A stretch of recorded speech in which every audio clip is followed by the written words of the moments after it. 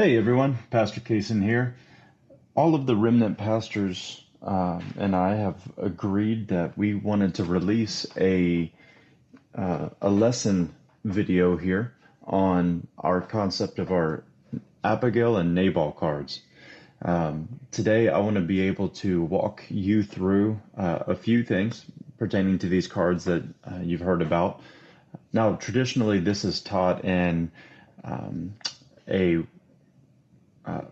in a setting where you and your spouse are sitting with one or two of the remnant church pastors in our marriage enrichment teaching. However, today we want to be able to at least release this concept as a standalone teaching instead of a 6-week long marriage enrichment that you would do with your pastors. So today I want to cover a few different things.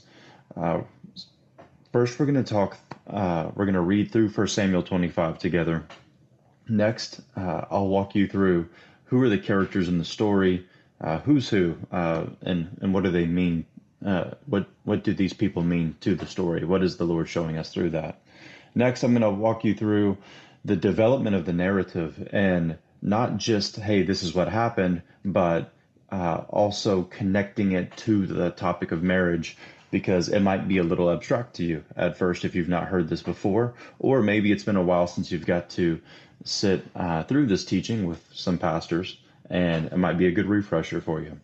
Next, I'm going to talk about how it applies to our marriages in the sense of the kind of situations that we see and what comes up where this Abigail and Nabal teaching has been such a blessing to us. Next, I will walk you through instructions, one for being able to write the Abigail and Nabal cards so that tool will be accessible to your family. And next, just when to use them, how to use them, and just give you a couple pointers on what we do. So with that being said, let's jump into 1 Samuel chapter 25, and we can get started. So 1 Samuel chapter 25, we'll just start in verse 1 here. Now Samuel died, and all Israel assembled and mourned for him, and they buried him in the house at Ramah. Then David rose and went down to the wilderness of Paran, and there was a man in Maon whose business was in Carmel. The man was very rich. He had 3,000 sheep and 1,000 goats. He was shearing his sheep in Carmel. Now the name of this man was Nabal, and the name of his wife Abigail. The woman was discerning and beautiful, but the man was harsh and badly behaved. He was a Calebite. David heard in the wilderness that Nabal was shearing his sheep. So David sent 10 young men. And David said to the young men, "Go up to Carmel, and go to Nabal, and greet him in my name. And thus you shall greet him. Peace be to you, and peace be to your house, and peace to be to all that you have. I hear that you have shearers. Now your shepherds have been with us, and we did them no harm, and they missed nothing all the time they were in Carmel. Ask your young men, they will tell you. Therefore let my young men find favor in your eyes, for we come on a feast day. Please give whatever you have at hand to your servants and to your son David." When David's young men came, they said all of this to Nabal in the name of David, and then they waited. And Nabal answered David's servants, "Who is David? Who is the son of Jesse? There are many servants these days who are breaking away from their masters. Shall I take my bread and my water and my meat that I have killed for my shearers and give it to men who come from I don't know where?" So David's young men turned away and came back and told him all of this. And David said to his men, "Every man strap on your sword." And every man of them strapped on his sword. David also strapped on his sword.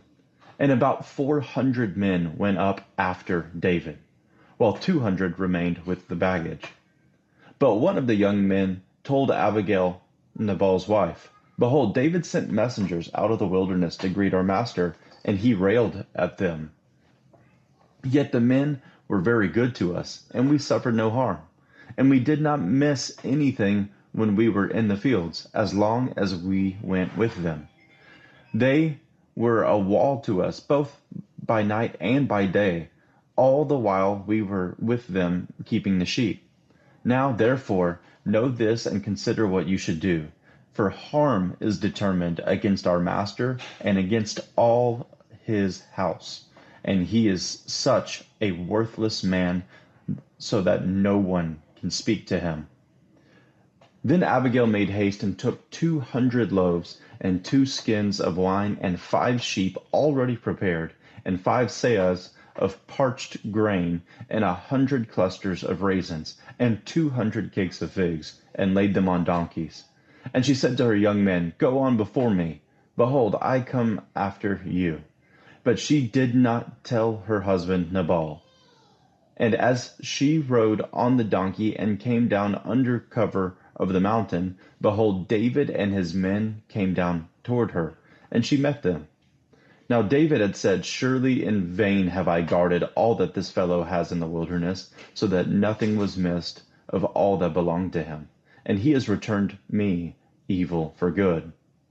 God do so to the enemies of David, and more also, if by morning I leave so much as one male of all who belong to him.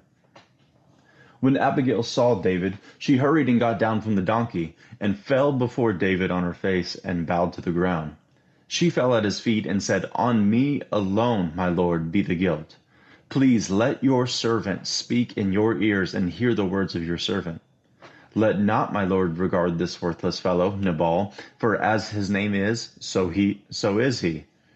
Nabal is his name, and folly is with him. But I, your servant, did not see the young men of my lord, whom you sent. Now then, my lord, as the Lord lives, and as your soul lives, because the Lord has restrained you from blood guilt and from saving with your own hand, now then let your enemies and those who seek to do evil to my lord be as Nabal.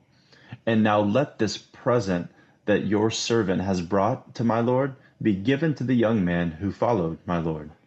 Please forgive the trespass of your servant, for the Lord will certainly make my lord a sure house, because my lord is fighting the battles of the Lord, and evil shall not be found in you so long as you live. If men rise up to pursue you and to seek your life, the life of my lord shall be bound in the bundle of the living in the care of the Lord your God, and the lives of your enemies he shall sling out as from the hollow of a sling. And when the Lord has done to my lord according to all the good that he has spoken concerning you, and has appointed you prince over Israel, my lord shall have no cause of grief or pangs of conscience, for having shed blood without cause, or for my lord working salvation himself. And when the Lord has dealt well with my lord, then remember your servant. And David said to Abigail, Blessed be the Lord, the God of Israel, who sent you this day to meet me. Blessed be your discretion, and blessed be you, who have kept me this day from blood guilt, and from working salvation with my own hand. For as surely as the Lord, the God of Israel lives, who has restrained me from hurting you, unless you had hurried and come to me, truly by morning there had not been left to Nabal so much as one male. Then David received from her hand what she had brought him, and he said to her, Go up in peace to your house. See, I have obeyed your voice, and I have granted your petition. And Abigail came to Nabal, and behold, he was holding a feast in his house, like the feast of a king. And Nabal's heart was merry within him, for he was very drunk. So she told him nothing at all until the morning light. In the morning, when the wine had gone out of Nabal, his wife told him these things, and his heart died within him. And he became as a stone. And about 10 days later the Lord struck Nabal, and he died. When David heard that Nabal was dead, he said, Blessed be the Lord who has avenged the insult I have received at the hand of Nabal, and has kept back his servant from wrongdoing. The Lord has returned the evil of Nabal on his own head. Then David sent and spoke to Abigail to take her as his wife. When the servants of David came to Abigail at Carmel, they said to her, David has sent us to you to take you to him as his wife. And she rose and bowed with her face to the ground and said, Behold, your handmaid is a servant to wash the feet of the servants of my Lord. And Abigail hurried and rose and mounted a donkey, and her 5 young women attended her. She followed the messengers of David and became his wife.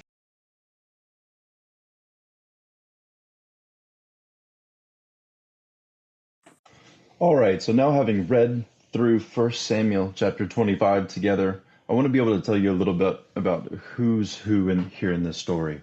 To go through this briefly, first we want to recognize David in the story. He's absolutely an example of a messianic foreshadowing. David often represents a foreshadowing of King Jesus himself, and in this story, he absolutely does that. Here, throughout the story, we also see David's servants at work here. We like to see these as a few different things. One is that recognize that he sends 10 of his young men. These 10 young men could be seen as the 10 first commandments that God gave Israel in the wilderness as a law to them. That whenever the laws of God come and appeal to the household of Nabal, that they're rejected. We can also see that these types of servants of the Messianic King can also be servants of Jesus today, like your own friends, like your pastors, like those outside of your household, but who are coming bringing the word of the King to you. Next, we have Nabal. Now, the name Nabal literally means foolish or fool in Hebrew. He characterizes the sinful inclination that we have within ourselves and one that resists the king and the young men or the servants or the messengers of the king. Abigail, this name literally means my father's joy in Hebrew. Now, Abigail in this story characterizes the godly characteristics at work within us and makes intercession on behalf of Nabal's household. Recognize that in the story, she didn't make an excuse for Nabal. She made intercession on behalf of the household, while still yet recognizing that Nabal is as his name is. He's a fool. Next, and lastly, we have the actual household of Nabal. Now, I know it's not a character in and of itself, but what we want you to be able to follow along with us on here is that the household is you. Because in any one of our given situations, the husband isn't Nabal and the wife is always Abigail, or that the husband is always acting in that character of Abigail and the wife is always acting like Nabal. And within each one of us as individuals within our marriages, we have the characteristics of Abigail and we have the characteristics of Nabal. So we want to recognize that the household of Nabal is you. Now, moving forward from here, I want to unpack what all is going on in the narrative here some, because you could see that maybe with some of the comments I've mentioned so far, that you're starting to get some of the puzzle pieces here. But if this is your first time, or if maybe you need a refresher on this story, we want you to understand how this connects to the concept of our marriages today. So, starting from the beginning, David has been anointed as king, but is not yet recognized by everyone in the land. Now, this is interesting because Samuel has anointed David and recognized David as the king to replace Saul. However, we are seeing that while yet the king is not yet seated on his throne, much like today, not here on with the heavens and the earth having come together yet. While the king is anointed but not yet sitting on the throne, who is it that honors him? Who is it that recognizes him? David and his men protected Nabal's shepherds and his household. Now, I want you to recognize that oftentimes we have found ourselves having lived primarily by the characteristics of Nabal before coming into submission to the king, King Yeshua. And yet he guarded our lives and still guards our lives today when we are living within our Nabal-like characteristics. David's servants then, in return, ask for favor, but Nabal refuses the servants and the messengers of David that are sent out before David. Now, Nabal answers with contempt, insulting David and dishonoring his men. We literally hear him defame the name of David by saying, I hear of people who have escaped their masters everywhere. He's likening him to a nobody that is a runaway slave. So Nabal insults and defames David and dishonors his men to their faces whenever those 10 men, those 10 commandments, those 10 servants of God were guarding Nabal and his household while they were exposed to the dangers of the world. So in response to this, David prepares to judge Nabal's whole household for this wicked response. I hope that you're tracking along with me here in the way that while we were yet sinners, Christ died for us, having guarded us, and just as David and his men did when we were subjected to the wilderness, and we were, you could say, exposed to the dangers of the world around us.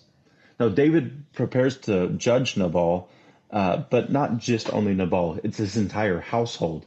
Just like with us, we might have had some godly characteristics at work within us, but if we had not submitted to the king himself, then even the good things that are within us die along with the bad and receive just punishment for the entirety, for even just the characteristics of Nabal. Now, moving forward, we have that Abigail steps into the story with humility, with wisdom, and with generous gifts. She intercedes for her household and appeals to David for peace. We see that she goes quickly, and that's one of the most important characteristics that we read about Abigail in the story, is that she leaves the young man who was speaking to her, and she goes quickly and prepares an offering to the Lord. Abigail shows the opposite spirit of Nabal. She is humble, she is wise, and she's gracious. Because of Abigail, David relents, recognizes her wisdom and her character, and leaves justice to Yahweh for justice to be carried out. Now, Nabal suffers the consequences of his folly while Abigail is blessed, but it's not simply at the hands of David, as we read in the story. We actually see that Yahweh brings about illness upon him and then strikes him dead in an ultimate moment. But we see first that while there seems to be that Nabal is actually flaunting his ungodly character, it is during that drunken stupor that he particularly makes a fool of himself and falls ill, so beginning to decay, beginning to be removed from the household, and then ultimately the Lord strikes it out. Lastly, I want to point out something that maybe you hadn't seen before if you had heard this teaching in the past. So Abigail's wisdom preserves her whole household from judgment. And this is something that I want to give special attention to today. That those who go with Abigail share in the blessing that follows her reverence toward the king. The whole household going along with Abigail is spared and blessed, and that godly wisdom in one person becomes a covering and a blessing for many. Just thinking within ourselves, right? We have our Nabal characteristics, which I'm going to show you how to recognize and write those out here in a moment. We also have our Abigail characteristics, which I'll show you how to recognize in your spouse and write out as well. When the godly wisdom comes out from these Abigail traits within us, it supersedes and it overshadows the foolishness of Nabal, while Nabal is first decaying and withering away and then ultimately perishing and being removed from the equation. However, it is not only Abigail that survives the equation. There are many things in our lives that are not necessarily the Abigail traits that really brings our Father in heaven joy. But those things often can be preserved when, along with Abigail, along with the Abigail-like traits that you carry, they are also submitted to this anointed king as well, and to his commandments or to his servants that go out before him. We wanted to make sure that you recognize that many things in our lives become blessed, become consecrated to the Lord, and are covered and blessed because of these Abigail traits within each one of us. Just as in the story it happened, so it is in our lives. Abigail goes out and makes intercession on behalf of the household. She does not make an excuse for Nabal. Notice she does not consult Nabal. It said that she did not speak to her husband. She does not consult Nabal, because we do not consult with the sinful nature when going to make intercession. We don't go and say, "Now, why did you do that?" That's against our very concepts that we've taught before on nouthetic counseling. We're not asking, why did this sin happen? We are walking away from the sinful behavior within ourselves. We are rising up in our Abigail traits, and we are going and making intercession on behalf of the household of our individual body and the household of our family that we live within as well. Because we'll often see that our Nabal characteristics and one of us within our marriages can actually bring about discipline and hard circumstances that are not coming from righteous behavior, but rather from foolish and wicked behavior, and we can bring that upon our entire family. So since through talking through the development of the narrative, we really knocked out a lot of what we would be able to fit into this video today for our application of marriage.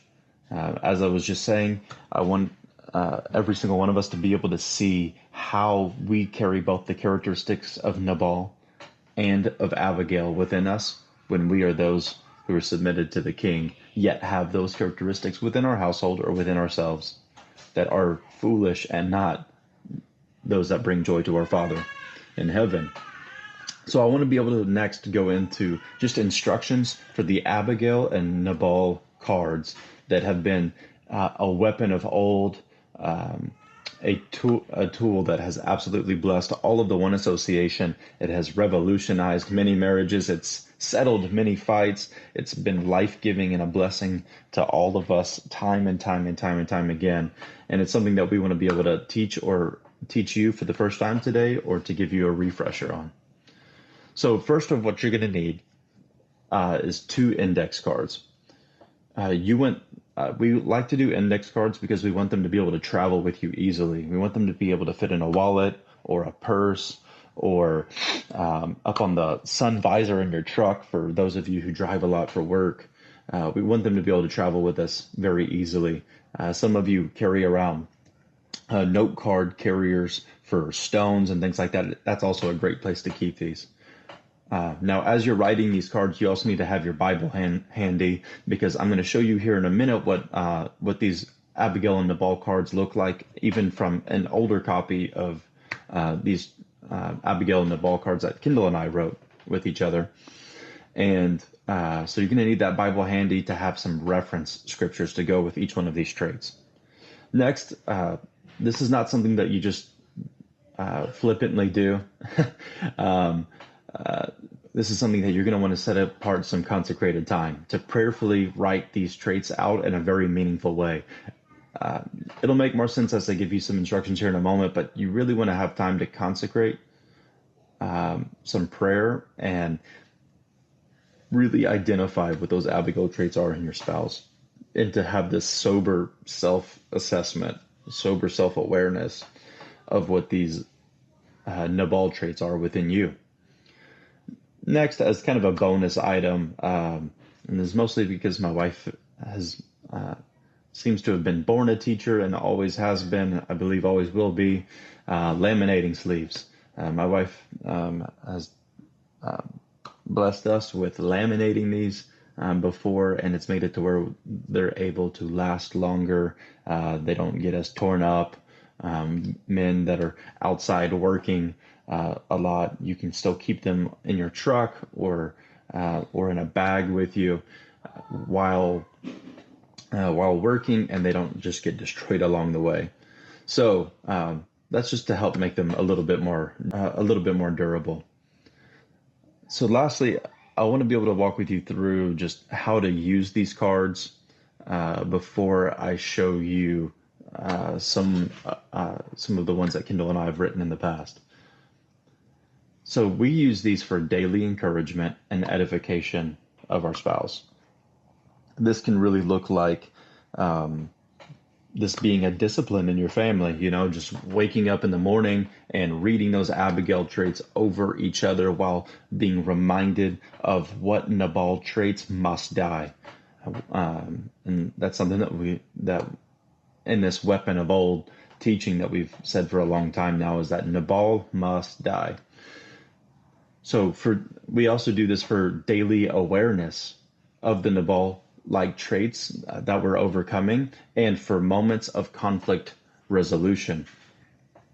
In conflict resolution, which is also just an entire standalone several-hour teaching within our marriage enrichment meetings that we do one-on-one with couples, the conflict resolution side is where we really get to connect the beginning of our marriage enrichment teaching with more towards the end of our marriage enrichment teaching, which we won't have time to unpack all of that today. However, you'll be able to see that, man, whenever we are really showing our Nabal characteristics to each other right now, we want to be able to cover one another with the Abigail characteristics, just as Abigail came out and made intercession for her household and did not consult Nabal, but rather rightly identified what and who he was. We want to be able to come out as Abigail for our spouses and identify to our spouse, hey, this is who you are. This is how God's made you. This is how you please the Father and bring joy to him. Never mind these Nabal characteristics of yours. We're removing them anyways. And so we can see during times of conflict where maybe there's been some rash speech between us, or maybe that we have really behaved according to these Nabal characteristics on our cards, that we combat those things. We don't combat each other. Our war is not with flesh and blood, but it absolutely is at war. We are absolutely at war, rather, with the spiritual things at work within us. And these characteristics we can see can be removed, just as Nabal was removed from his household, but the rest of the household was preserved because of Abigail.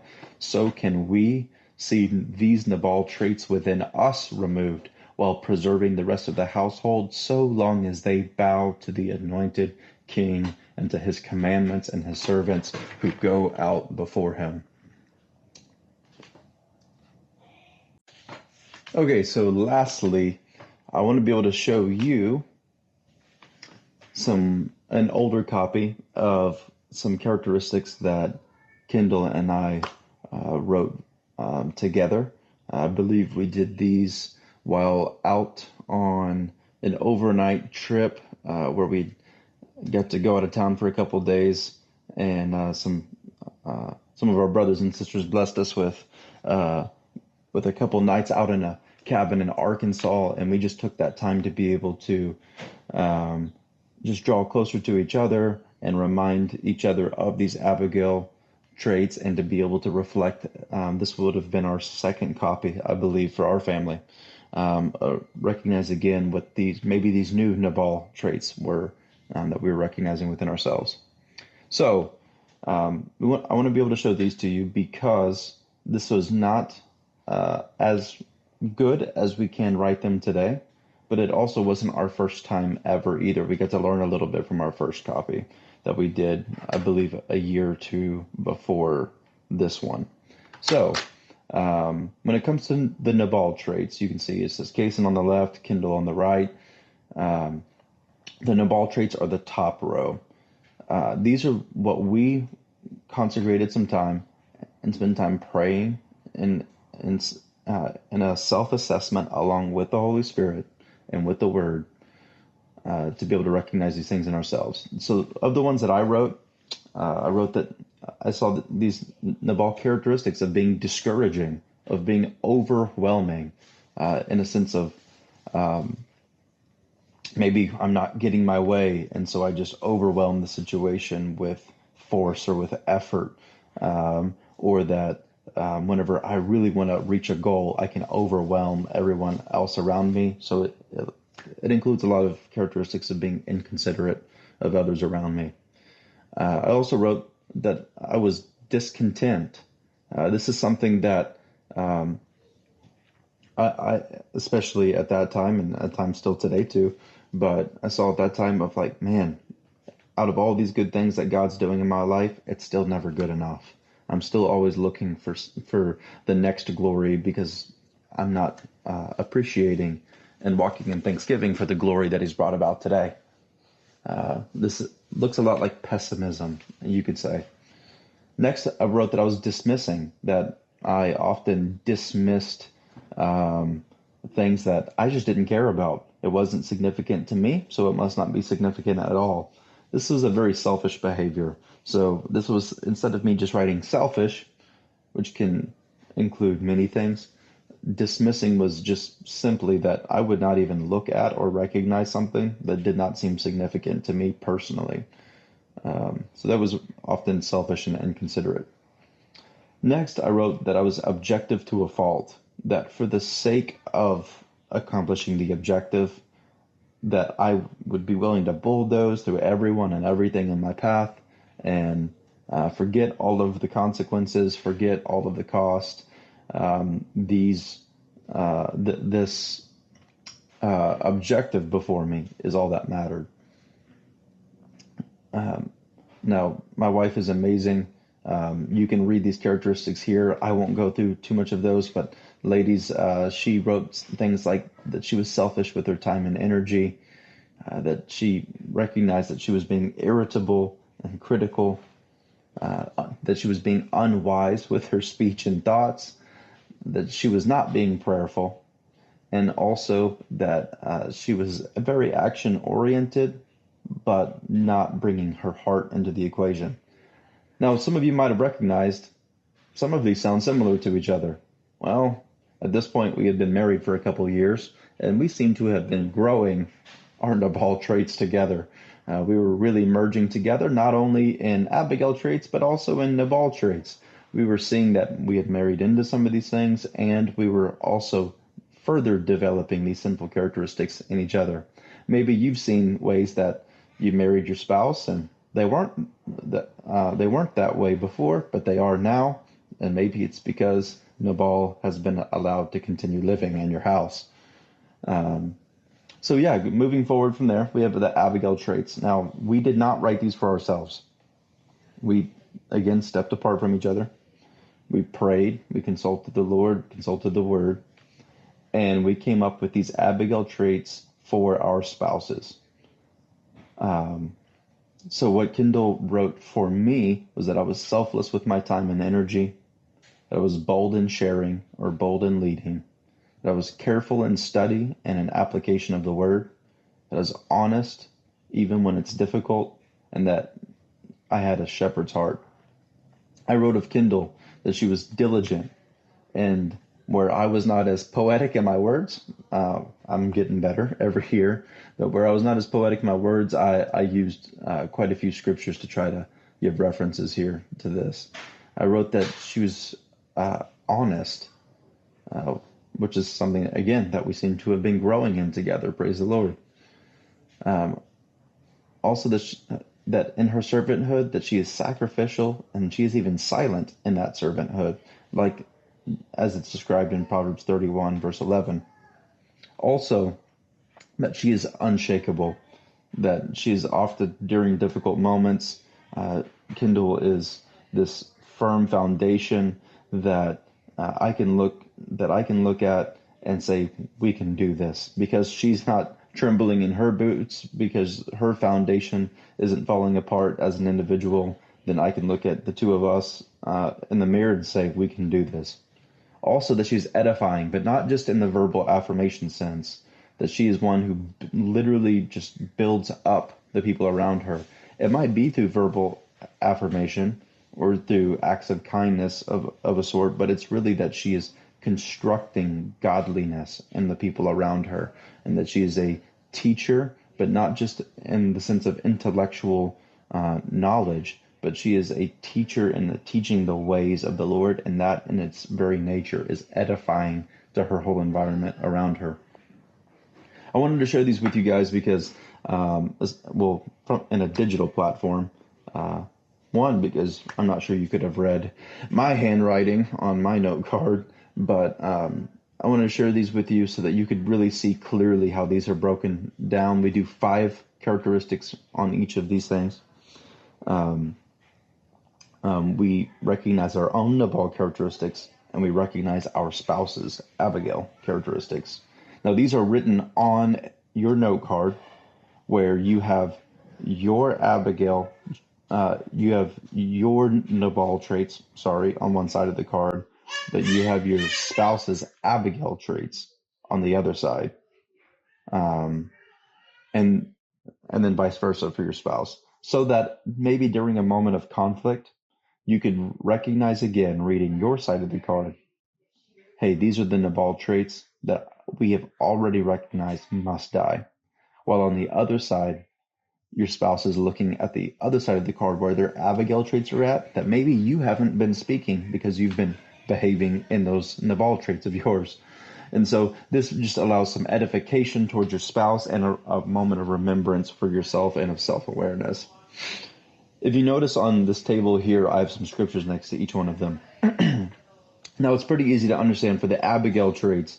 These scriptures are meant to be where if I'm really needing to be reminded of my Abigail traits and I see what Kendall wrote about me and I go and I read that trait, I'm like, man, that's a blessing to me. And I go and I read those scriptures, that those aren't just some random keyword scriptures that she looked up, but ones that really encapsulate the characteristic that she was trying to bless me and recognizing in me. Now for the Nabal traits, we wrote these scriptures not as just a description of that characteristic, as it's not the point of those scriptures. The point of these scriptures are words that will combat this very nature. That whenever I look at the Nabal side of my card and I see that I am discouraging, and I go and I read Hebrews 10:23 through 24, that I ought to be reminded what I must do moving on from there. So yeah, I hope this lesson today was something that would be able to be a blessing to you guys, and that you can go back and listen to again in the future.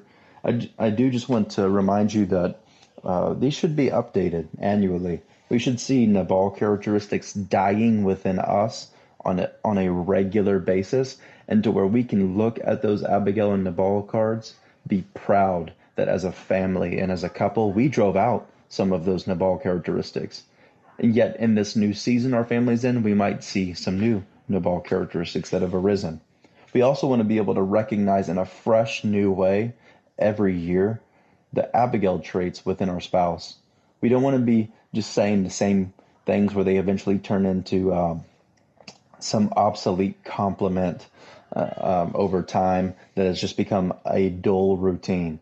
We want to be able to take time, at least annually, to, in a very meaningful way, consecrate some time, go and take an overnight date with your spouse, go and when you're on vacation, or just take a day on your Shabbat day to pray with your spouse and to redo these things again. So I hope this blessed you guys today. If you guys have any questions, give any one of the pastors a call or a text message, or catch us at one of our services.